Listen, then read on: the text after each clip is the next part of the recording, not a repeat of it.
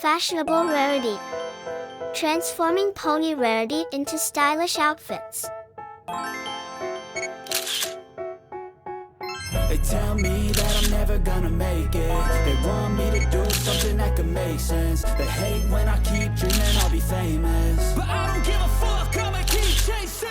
I got all this potential that's deep inside of me, but they hate when you're successful cause they try to be. They sit there being judgmental because you're trying things, and they just want you to settle and do the right thing. So get a good job, don't slack off. Wake up every morning, make a good impression on your boss.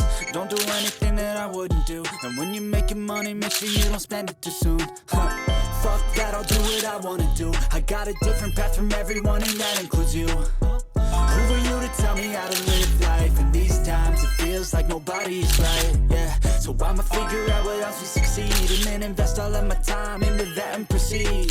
I need whatever the hell can make me happy, and I don't think you have a clue what If you enjoyed this video, please like and subscribe to the channel.